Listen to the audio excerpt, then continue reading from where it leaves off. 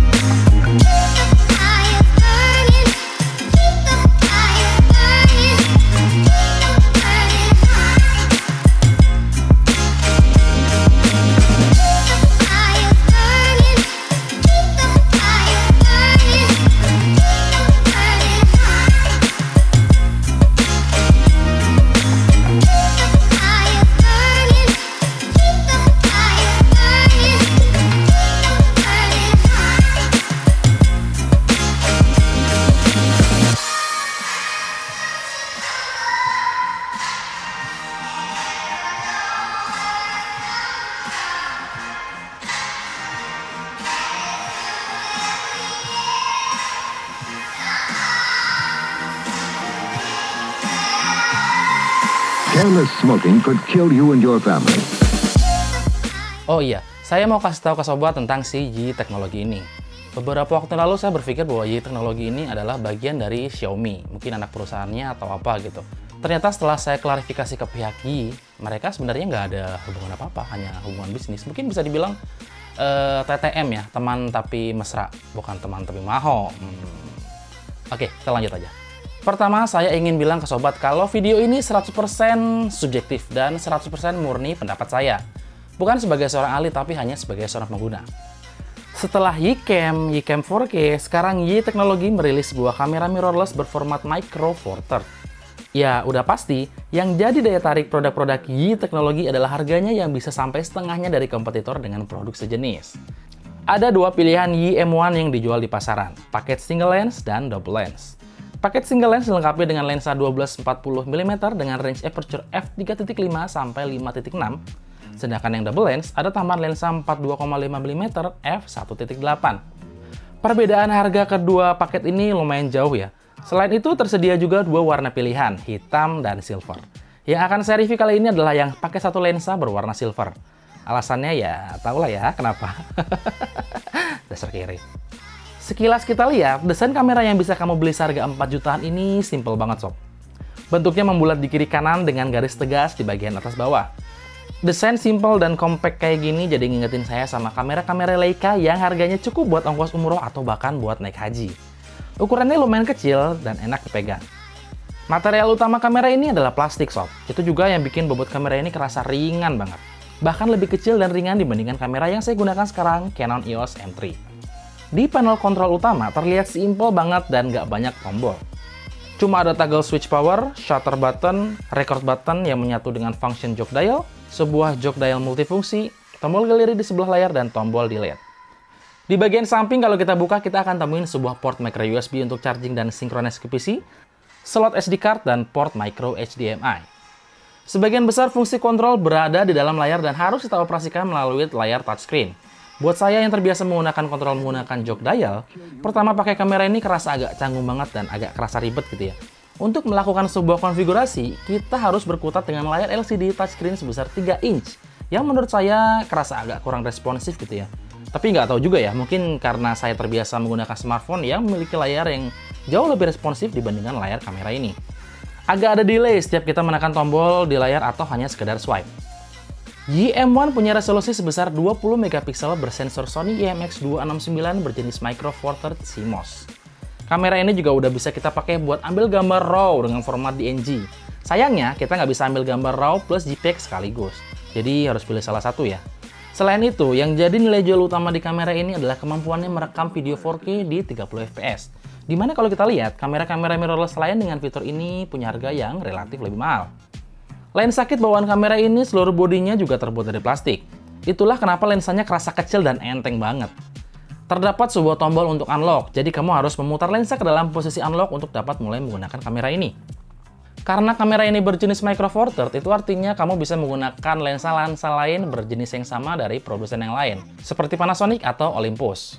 Bahkan, banyak juga produsen pihak ketiga yang membuat lensa-lensa berjenis Micro Four Thirds, mulai dari Sigma, Voigtlander, Samyang, Tamron, dan lain-lain. Ada sebuah hal yang mau saya mention adalah soal kemampuan autofocus di kamera ini yang menurut saya agak kurang greget ya. Pertama pakai malah kamera ini susah banget buat dapat fokus, sob. Itu fokusnya kacau banget dah. Untungnya ada update lens firmware yang benerin masalah ini, dan setelah update, masalah fokus sedikit teratasi. Secara keseluruhan mungkin kamera ini terbilang lengkap ya fiturnya, tapi menurut saya ada beberapa fitur esensial yang nggak ada di kamera ini. Ya bukan kekurangan buat semua orang ya, setidaknya buat saya pribadi. Pertama adalah jack microphone. Jadi di kamera ini kita tidak akan menemukan jack microphone. Itu artinya kamu dipaksa untuk menggunakan built-in mic yang udah pasti sangat tidak bersahabat dengan angin. Kedua adalah built-in flash. Kamera ini nggak punya built-in flash, sob, yang artinya kamu harus pakai flash tambahan yang untungnya kemampuan itu dimiliki oleh kamera ini. Ketiga dan terakhir adalah articulating screen. Jangan berharap kamu bisa ngambil gambar dalam posisi sudut yang sulit. Karena di kamera ini kamu nggak akan nemuin screen yang bisa diputar atau ditekuk kayak gini. Jangan berharap juga kamera ini enak buat jadi selfie ya. Lebih parahnya lagi, nggak ada fitur remote shoot menggunakan aplikasi di smartphone untuk saat ini. Aplikasi bernama Yi Mirrorless untuk kamera ini bisa kalian download di Google Play Store atau Apple App Store. Sayangnya, aplikasi ini cuma punya fungsi untuk menambahkan panduan gaya portrait dan untuk memanage file yang ada di kamera. Kita dapat menghubungkan kamera dengan aplikasi ini menggunakan koneksi Wi-Fi atau Bluetooth yang memang sudah tersedia di kamera ini. Semoga ke depan pihak Yi memberikan upgrade untuk menambahkan fitur remote shooting di mana menurut saya ini akan sangat membantu banget. Nah, ngomongin soal perekaman video, walaupun kamera ini bisa merekam video hingga resolusi 4K, tapi menurut saya agak kurang greget gitu ya. Alasannya adalah karena di kamera ini nggak ada pengaturan manual untuk mode perekaman video. Terus yang menurut saya jadi masalah adalah saat kita ambil video 4K, itu kerasa banget cropnya sangat ngeganggu, sob. Jadi hampir nggak mungkin buat kita untuk ambil video wide angle. Berikut contoh hasil perekaman video menggunakan Yi M1.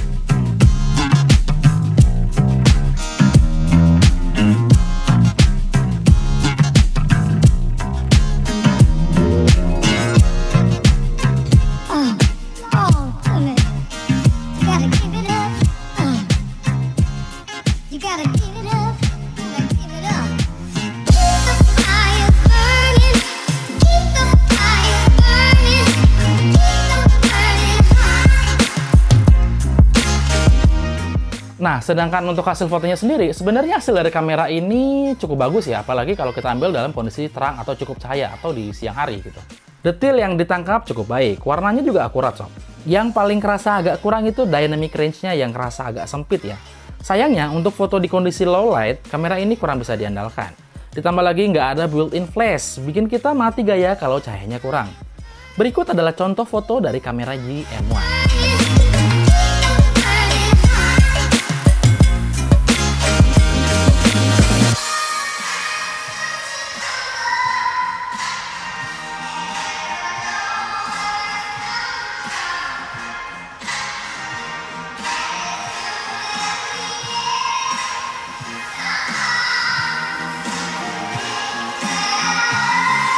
Careless smoking could kill you and your family.